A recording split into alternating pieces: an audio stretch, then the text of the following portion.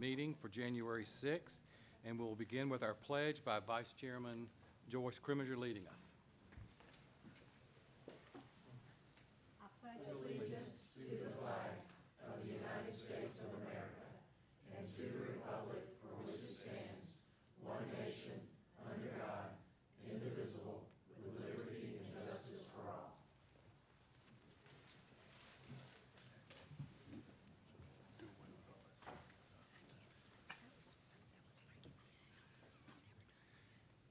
As we begin, is there any objection to approving the minutes as presented?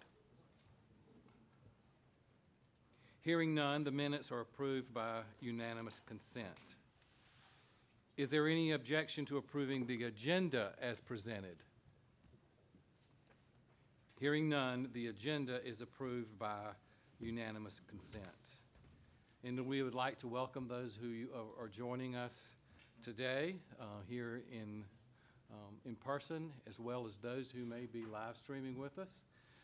We welcome you and appreciate your interest in the state board.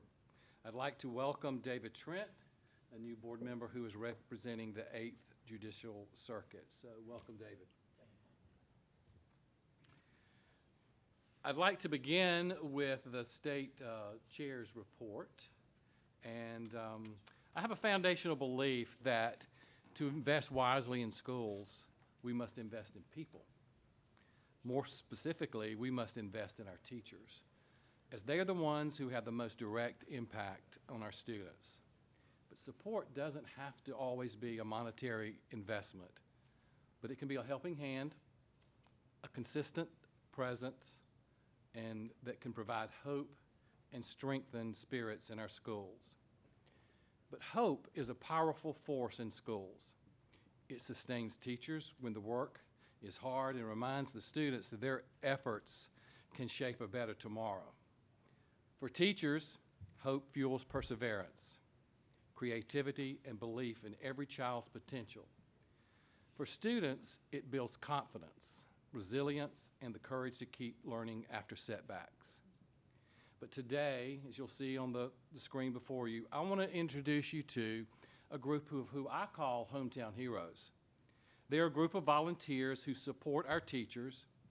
They provide that same hope by showing up, lending their time and talents, and reminding educators that they're not alone in this important work. As John Maxwell says, hope is the foundation of all change. And through the commitment of our Hometown Heroes, that hope is renewed and multiplied in every classroom. So this month, the Hometown Heroes I want to recognize are a group of volunteers from First Baptist Church North Augusta. They have adopted Clearwater Elementary, which is a high-poverty school in Aiken County. They refer to themselves as Hope for Our Schools. And here are just a few things that they do to support Clearwater Elementary. Each student in the school is provided 100% of their school supplies. Each teacher is asked for their wish list of classroom supplies and materials, and all items are provided. A book fair is held twice a year where all students and teachers can select 2 free books to take home. Hope for Our Schools provides weekend food bags for any students in need. And at Christmas, each student receives a gift bag complete with a stocking cap, gloves, and a scarf, and a fun item. For each teacher workday, Hope for Our Schools sponsors a staff breakfast. And each spring, think about this, they volunteer, they plan and man field day in an elementary school. That's something. Every 3 years, each student is provided a blanket during the winter. Teachers' lunches are provided on special holidays, and they assist with family emergencies. Recently, Hope for Our Schools supported a family who lost their home due to a fire. They provided clothes so the children could return to school. These are just a few of the things that Hope for Our Schools does for Clearwater Elementary. They do more. They have a passion for Clearwater Elementary, and they purposely make the decision to invest deeply in one school. When done well, Hope for Our Schools is making a significant impact so that teachers can teach and students can learn. They break down the barriers, the noise, and the busyness of school so that teachers can teach and students can learn. And this has a significant impact on the lives of so many. But this is a model that can be replicated by any organization. But on a final note, Hope for Our Schools, this project is not a part of the church budget. 100% of their funds are totally funded by volunteer donations.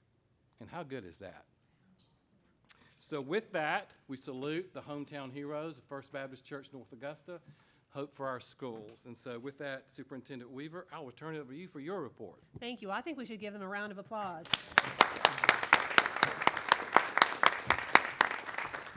Well, we did not coordinate our remarks, but Chair Mathis, I can't imagine a better way to start January than with a load of hope for the new year. And it truly is so inspirational to see the passion that so many in our communities have to support our schools. And so as we look ahead to next year, I want to do just a quick retrospective on an incredibly busy December. Since I saw you last the first week of December, a lot has happened. And so I'm going to share some of that in my report to you today. First of all, U.S. Secretary of Education Linda McMahon came to South Carolina on December the 16th.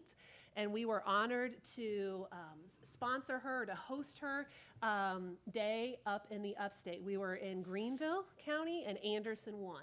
And so it was a wonderful, wonderful visit. The first stop that we made was to the Myers Center for Special Children. And up there in the top right of the screen in a black jacket, you'll see the principal, Meta Hendricks, who leads the school there. This school serves children with special needs from age 0 to grade 2. And so they have a daycare and a preschool that is really funded through philanthropy. They have many low-income students with special needs there, and they never want the cost of the education, which is extensive, to be a barrier to students. And so there is a lot of private philanthropy that is used to help support those students and their families. And then the kindergarten to second grade part of the school has actually become a public charter school. In 1997, they became a charter school under Greenville County, and they are now chartered through the statewide public charter school district. And they were founded in 1954 by Dr. Leslie Meyer, hence the name the Meyer Center. And she truly believed that in the right environment, any child can learn. And the motto of the Meyer Center is dedicated to enriching the lives of children with disabilities so that they might reach their full potential. And so there at the school, we did a school tour and got to visit several of the classrooms. They have 120 students across 12 different classrooms, 19 licensed therapists that are providing over 20,000 therapy sessions annually. They have a waiting list that has grown 44% year over year, every year. And their annual wait list right now well exceeds 100 students. And so they are looking, as they are now in their 70th year plus of operation, at how they can continue to grow and expand and serve more students there in the greater Greenville area. We also, in addition to the school tour, had a really wonderful parent roundtable with some parents from there at the Meyer Center, but also some other parents from across South Carolina whose students have some type of special learning disability. And what I took away from that panel was just such a sense of hope, David, because one of the parents shared that at the Meyer Center, it was the first time that they had felt real hope for their child. And what was so amazing about each of these parents that presented to Secretary McMahon as they shared their story was that they weren't content to allow their personal struggles and challenges to stop with them. they turned those challenges into hope and opportunity and advocacy for other families like them. They turned their pain into action on behalf of not just their children, but others. And so it was a beautiful day. My favorite part of the day, if you look there in the middle, that's little Frances. And she is a year old. She has Down syndrome. And she was the happiest, snuggliest little baby you have ever seen. If I could spend every day with Frances, it would be a great day. Her parents are lucky I didn't put her in my pocket and take her home with me. But it was just a wonderful, wonderful way to start the day and to remind ourselves about the progress that we have made in special education, but how much more there is to do. And one of the things that Dr. Duggins and I talk about on a regular basis is if in South Carolina we believe every child means every child, it has to mean every child.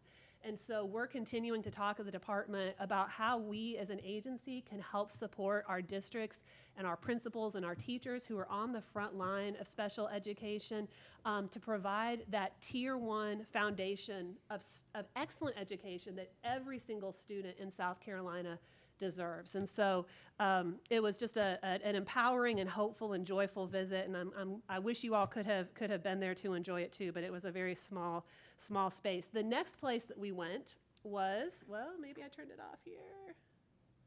No. Oops. There we go. Nope. The next place, are you guys doing it? Just need one slide. There you go. Perfect. The next place that we visited was West Pelzer Elementary, Go Palominos, in Anderson 1.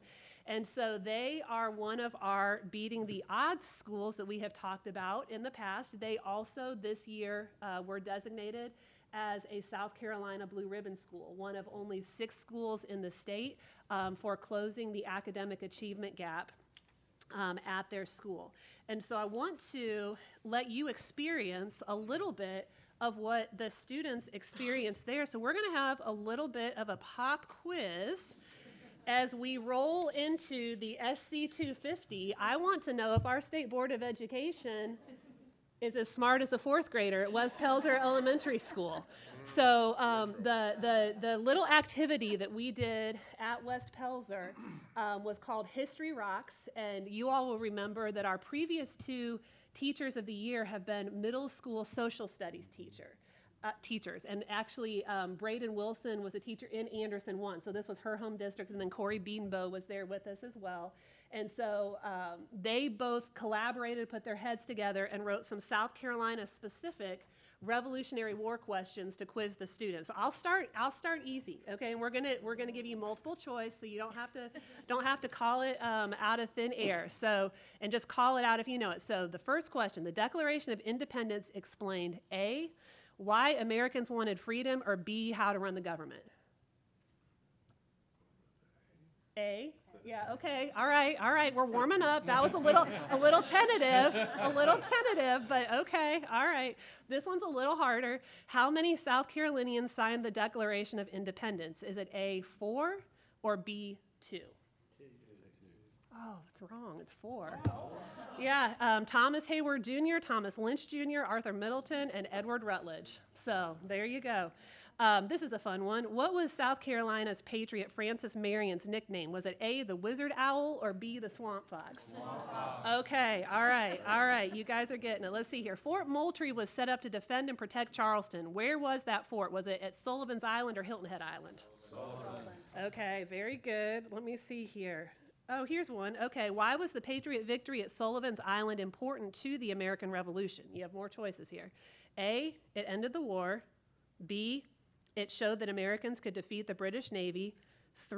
C, it caused Britain to leave. Or D, it happened after independence. B. Yeah, B. Very good. Very good. Okay. Let's see here. Since we're on the Sullivan's Island theme, this patriot showed South Carolina's bravery and courage when he saved the flag from falling at the Battle of Sullivan's Island. A, George Washington. B, William Jasper. C, William Penn. D, Andrew Pickens. B, very good. Okay, final one. What type of government did the founders establish? A, a democracy. B, a constitutional republic. C, a constitutional monarchy. D, a theocracy. Yeah, Constitutional Republic. Very good. All right. Well, you guys passed. I mean, I'm going to tell you, the kids got them all right, but okay. It's okay. It's okay. But we had so much fun, and the kids won prizes, and it was very high energy, and was just such a wonderful demonstration of the awesome things happening here in education in South Carolina, and a wonderful way for us to roll into this SC America 250 years. So you all will continue to hear a lot about that going forward. All right, if I can get my next slide, please. And that all happened in one day. That was just December the 16th. So let's talk about December the 17th now. On December the 17th, I had the privilege to go to North Middle High School in North South Carolina. And there, I was privileged to meet Principal Deborah Norman. We went there under the pretext of honoring the school for their report card gains, which I'll outline in a minute. But the real purpose was to present her with her award as our Principal of Excellence for 2025. She is just an incredible woman. Just a little bit about the school: 227 students, 88% poverty. Their high school in 22-23, the first year that she became principal, was at below average. 23-24, they had pulled that up to excellent. And 24-25, they continued to be excellent and have increased their score. The middle school was average in 22-23 and 23-24. This year, it improved a rating to good. And so they are continuing to advance student excellence there. And just a little bit about Deborah herself. Dr. Foster, the superintendent there, called her out of retirement and asked her to give an additional year. Well, it's 3 years later.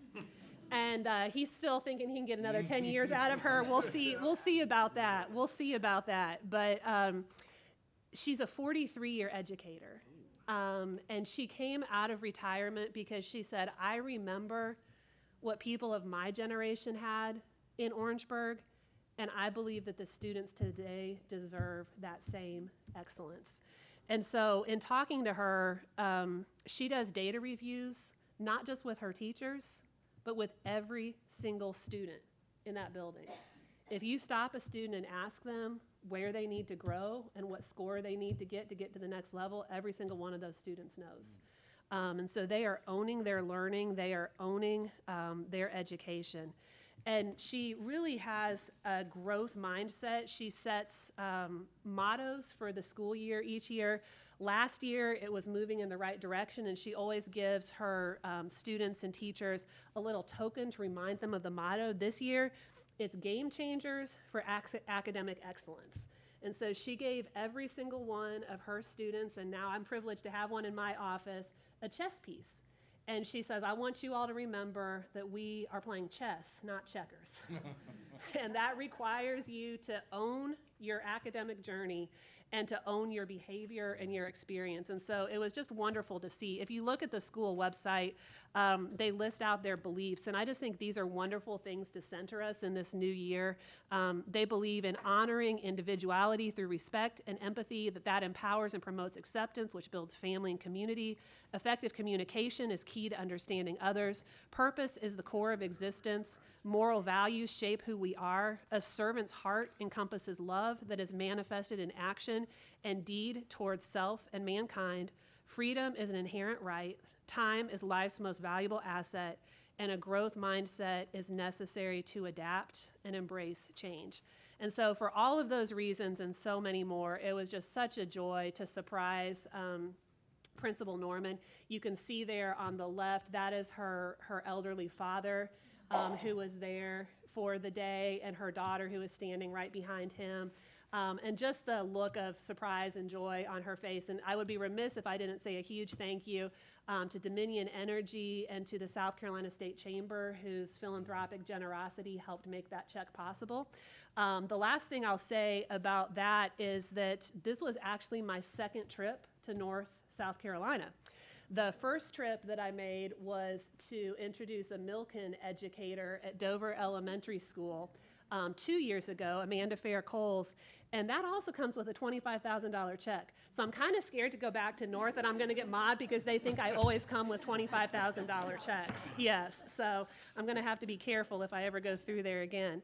And that was actually something else that happened on December 9th. We have a new Milken educator in South Carolina, and we'll have another report on that at another board meeting. So I'll report on that later, but that was Principal Erica McCrae at Riverwalk Academy Charter School in Rock Hill, is now a new Milken educator in South Carolina. All right, the final thing. Next slide, please. December 11th was a big day for me personally because it was the day that I was privileged to officially complete having visited every single district and special school in the state of South Carolina. And it was a whirlwind of a couple of weeks. I was in Spartanburg 2 with Joette at her alma mater at Boiling Springs High School. And we were in Spartanburg 7 at Cleveland Elementary School with Principal Marquise Washington, who's doing amazing things there. And then we were in Union County at your middle school, Joey, and just seeing the incredible back to basics, kind of common sense, just excellence that was permeating the classrooms, the math and the ELA classrooms that I got to visit there. It was really inspiring. And they're a very Christmas-spirited school. I was greeted with Sleigh Ride by their ensemble, and then also had a beautiful Christmas piece sung to me in the hallway, too. The acoustics were great. So it was a joyful visit and a wonderful way to close out the year. But Darlington was the last one, and so I got to actually go visit Jackie Lynn in her native environment there and see just the joy and the love that permeates her school, and it starts at the top. So she sings as she walks down the hallway, and I think we might need to get her to sing to us sometime at a state board meeting because it was really joyful. But they after I finished all the school visits, we visited I think 3 different schools that day. My family are NASCAR fans, and so you can't go to Darlington and not try to stop at the raceway. So they allowed Dr. Ferguson and some of his principals and his board chair and I to actually stand on Victory Lane and wave the flag, and they took us around and did a special lap. We got up to about 86 miles an hour in the pace car, and that's fast enough for me. I can't even imagine going at 200 miles an hour around that track that is too tough to tame. So, and then we closed out that same day by celebrating the ribbon cutting of the Poynter Health Professions High School in Florence 1, right next door, which actually is one of the schools of innovation that this board has approved. And so we'll be talking about that more in the future going forward. But just a really exciting partnership between education and industry. McLeod Health Systems is part of that school. The incredible equipment that I saw at that school, they have a dissection table that is fully interactive. Like, you can look at the cadaver and they're real pictures. It's more than anyway, it was a lot. But it's very realistic, let's just put it that way. And it's incredible that we have that kind of technology in a high school in Florence, South Carolina. It was really exciting to see. So anyway, Mr. Chairman, that was a longer than usual report, but there was a lot going on in December, so. Well, thank you for that report, and it's really rewarding to see what great things are going on in South Carolina, and kudos to you for getting out there and visiting those schools, because that means a lot to the people in the districts to see you and to have your support. So thank you for that. So as we move through our agenda, we're now ready for public comment. And Caleb Mickler, close enough. okay, from SEA. We welcome you. You have 5 minutes. Oh, okay. And since we're hearing your comments for the first time, it is our policy to accept that as information. If we have any questions, we'll be sure to get in touch with you. So, Thank go you, ahead. Mr. Chair. Well, good afternoon. My name is Caleb Mickler, and I come before this esteemed board as a former student of South Carolina Public Schools and now a resident with deep roots in education. I come from a long line of educators and administrators within the upstate region. I currently provide government affairs and communication support for the South Carolina Education Association, which is such an honor for me, being the 4th generation member of this profound organization, tracing back to my great-great-grandfather, Albert. He served as superintendent in what was then referred to as colored Negro schools along the Blue Ridge foothills during segregation and Jim Crow, through his predecessor, known formally as the Palmetto Education Association. It's such an honor. Ford Association has such a rich legacy for being at the forefront of advancing educational progress, not just only in our state, but as well as across the Southeast region and throughout the United States. I want to take a moment to introduce myself and express my appreciation for all of y'all during School Board Appreciation Month. Thank you for your vital work in fostering the educational outcomes for over 90% of South Carolina's children and who attend our public schools. You truly embody the voice and vision for public education here in our beautiful Palmetto State. May we continue to work together to enhance the public educational experience for everyone involved. As a token of our appreciation, we present this book entitled Dangerous Mind Learning by Derek Black, a distinguished law professor and the Ernest F. Hollings Chair in Constitutional Law at the University of South Carolina Rice School of Law. The book addresses the historic and recurring challenges tied to literacy in our state and explores how we can move forward. Something quite timely ahead of Read Across America in a few weeks. In closing, please do not hesitate in contacting the SCEA, as we are here for the same objective, which is to serve each and every South Carolina child attending our public schools and the professionals who educate them. Thank you. Thank you, Caleb. And we thank you for the book that you gave us today. Thank you very much.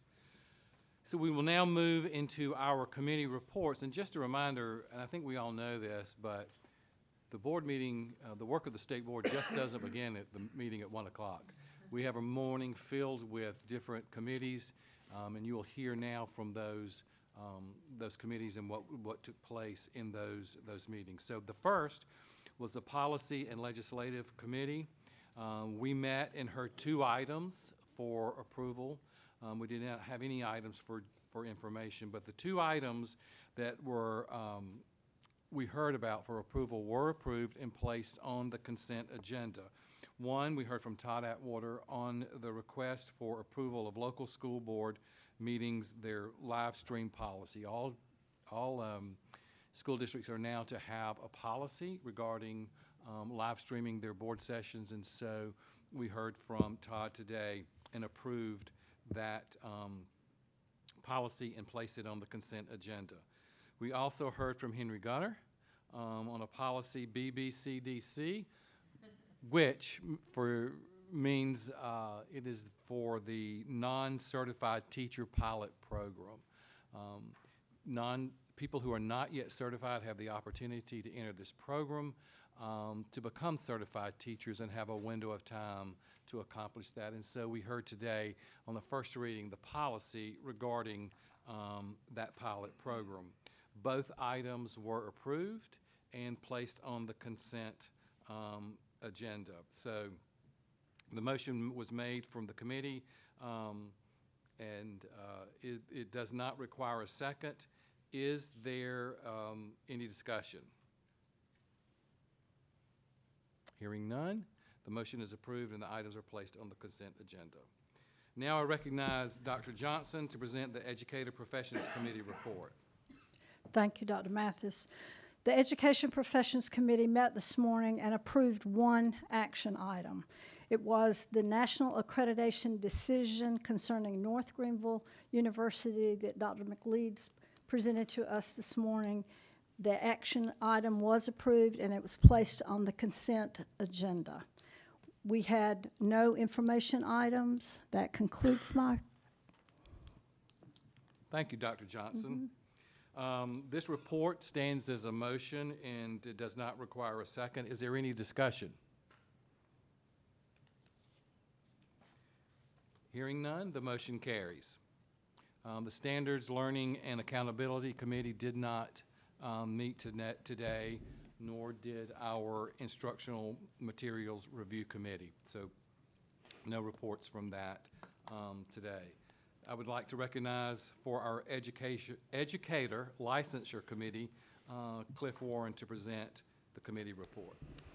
Thank you, Mr. Chair. The ELC met this morning and we heard a total of 8 cases. We had 1 revocation and 7 suspensions, and those were ratified by the full board. Thank you. The full board educator licensure committee also met.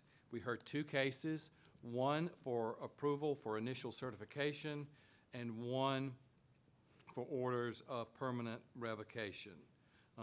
Additionally, the full board ratified all actions taken by the ELC. So that was approved earlier today. With that, all of those committee items that you heard today were placed on the consent agenda, which we will now take up. It has been distributed to you. Is there a motion to approve the consent agenda?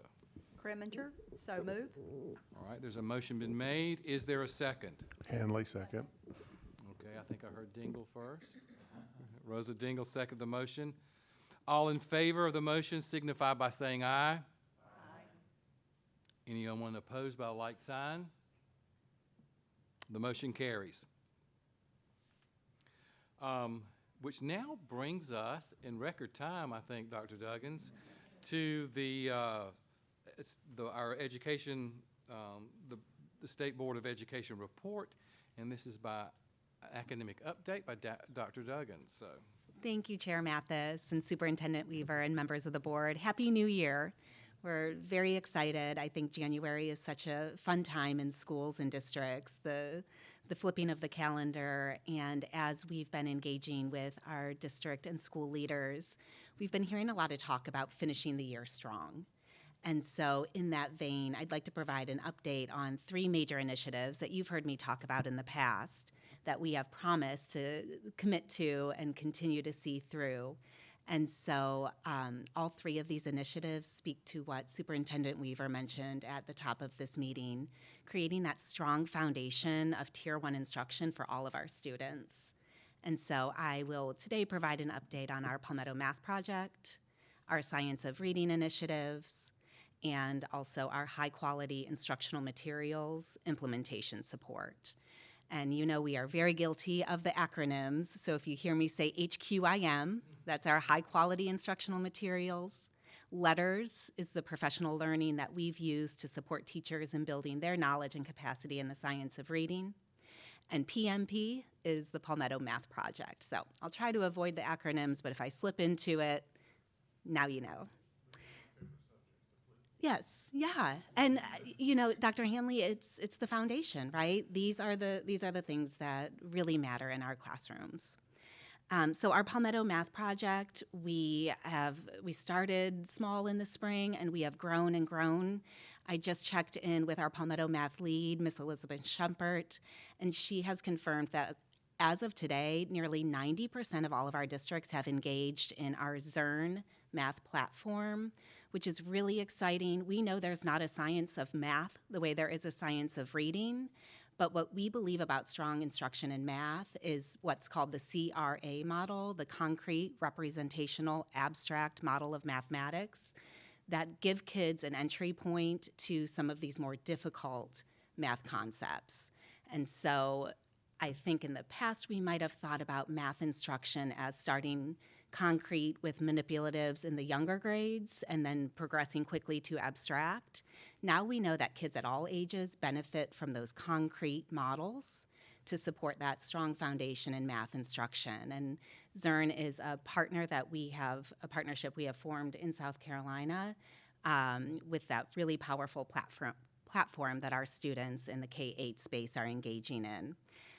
We are also offering regional support sessions. The next one is next week on the 15th and 16th. School math leaders and math instructors can participate in these regional math support sessions. They've been very well attended, and we're very excited about that work in the math space. People have been very receptive and very eager to learn and build that capacity in math. We know that is an area statewide that we should focus on and need to focus on. And so Palmetto Math Project has been our answer to that need. Moving over to literacy, our Palmetto Literacy Project, as you know, rolled out statewide. Again, that started as a small pilot of just 200 schools back in 2020, 2021, and has grown to statewide scale out. Last fall, all of our K-3 teachers were engaged or had completed the LETRS professional learning. And we know that that is the strong foundation. That LETRS Science of Reading instruction is a way that all of our students can very systematically, explicitly, and directly receive instruction in those foundational literacy skills. And so we are really excited that that final cohort, that largest cohort of K-3 teachers statewide, will complete their LETRS learning this spring. We also, at the beginning of this year, offered to scale up Coalition of the Willing. If we had 4th and 5th grade teachers who wanted that learning, they were welcome to join, and up through middle school teachers in the special education space.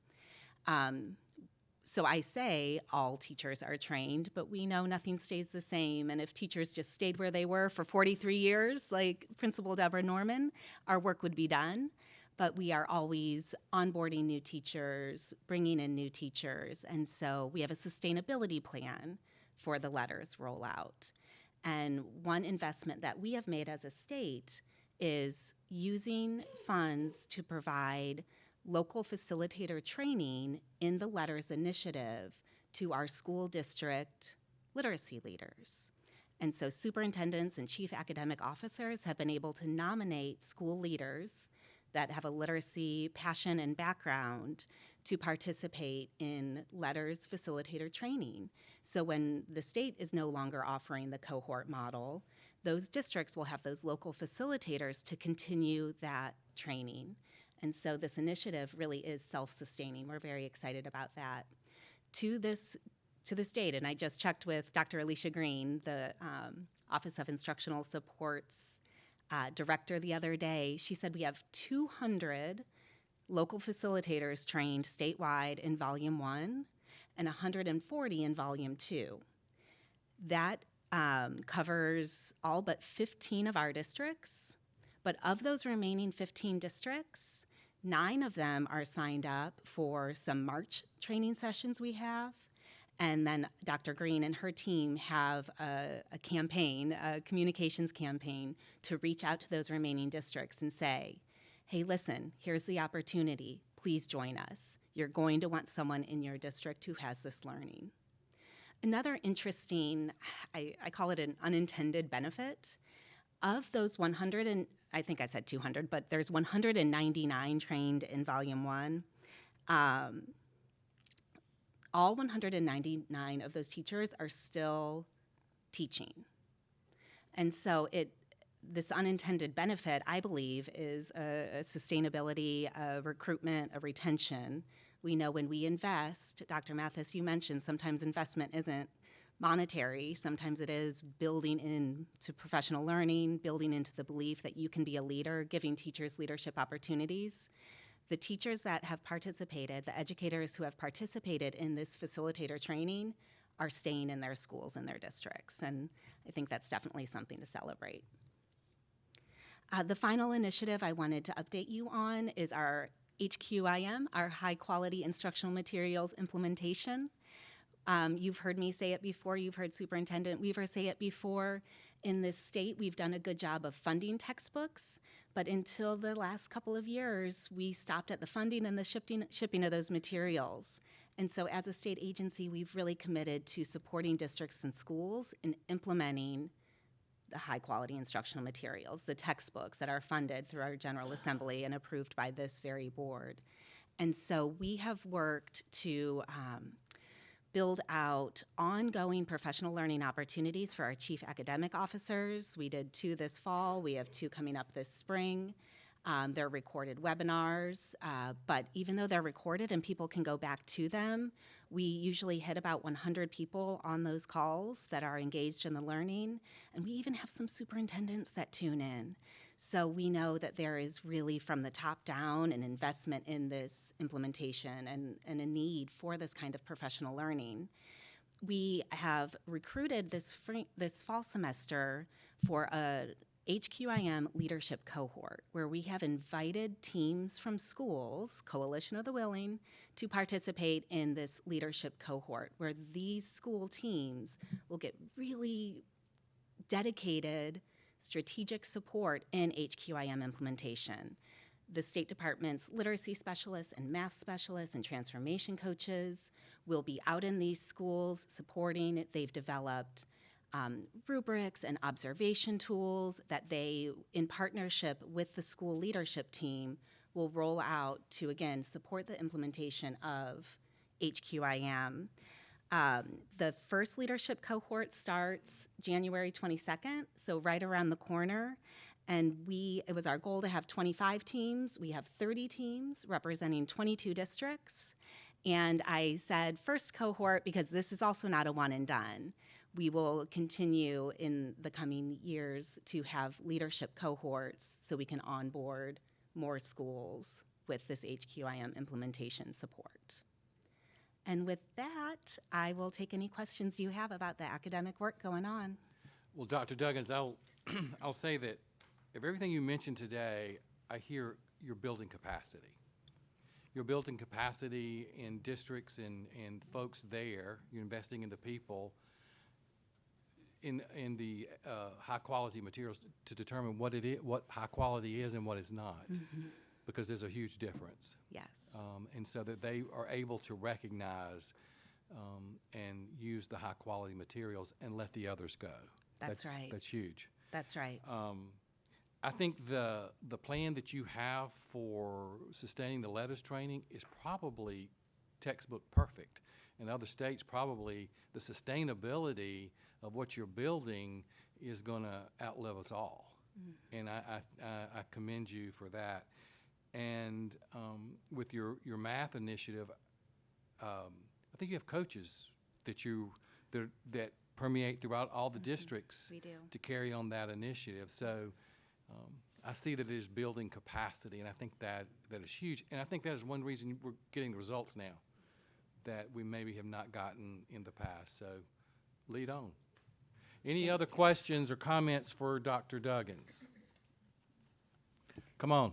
Just a comment. I'll just add, Dr. Mathis, the part about allowing districts to have their own facilitators for letters training has been a major benefit.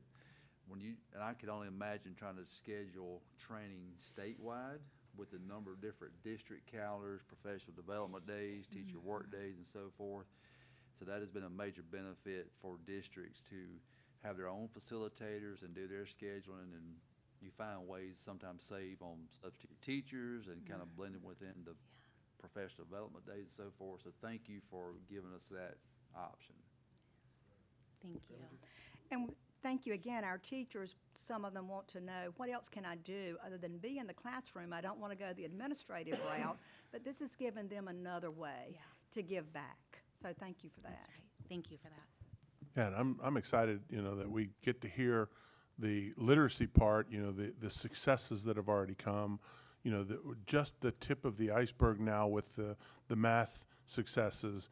I cannot wait to hear about civics and how that's coming. I'm excited about that. That's going to be awesome. So I'm looking forward to it. You guys got it all going on. So I love what's happening. So thank you. Thank you. Thank you for that support.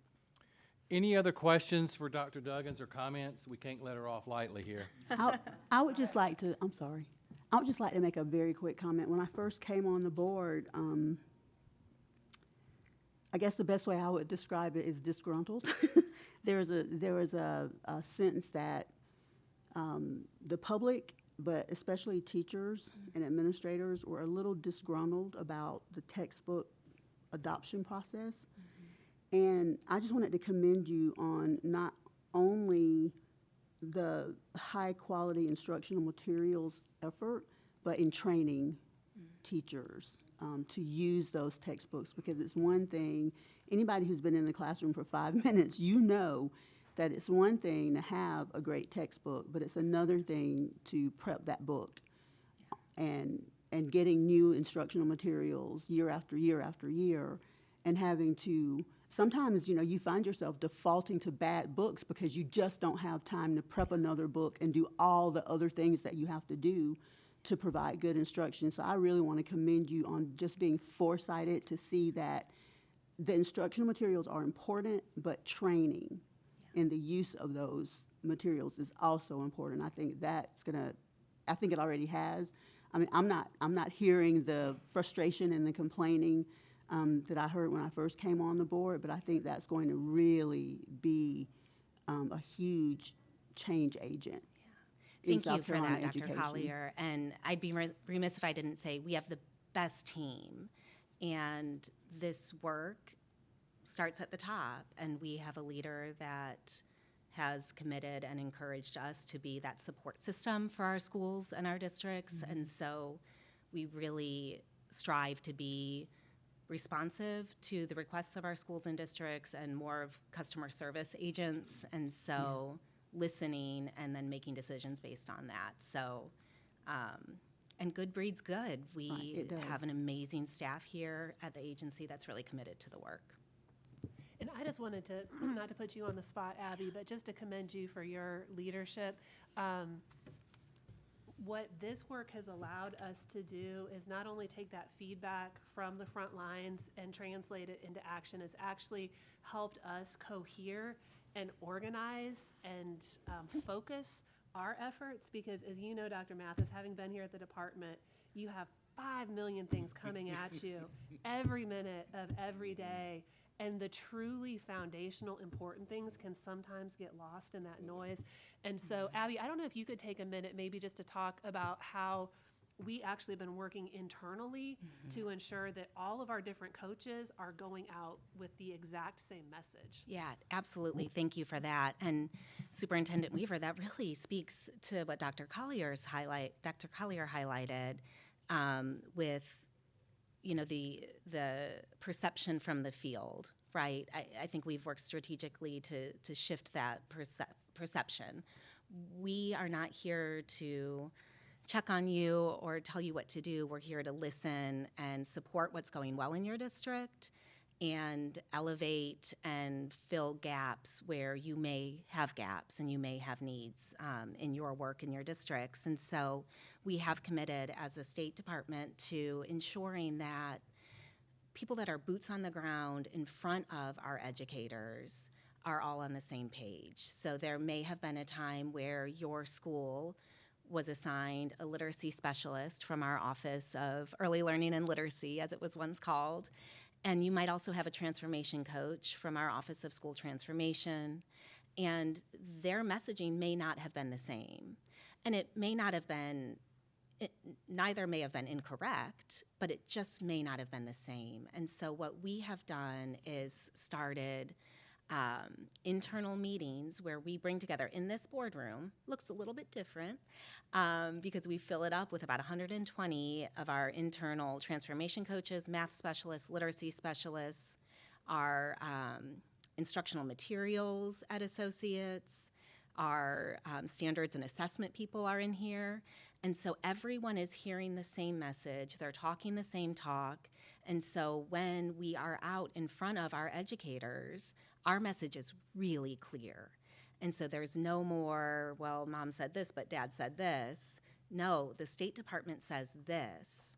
And this matters so much that we're going to get it right behind the scenes before we even come before you. That's great. Any other comments or questions? Mr. Richardson, I know Yeah. you have one. Yes, I have.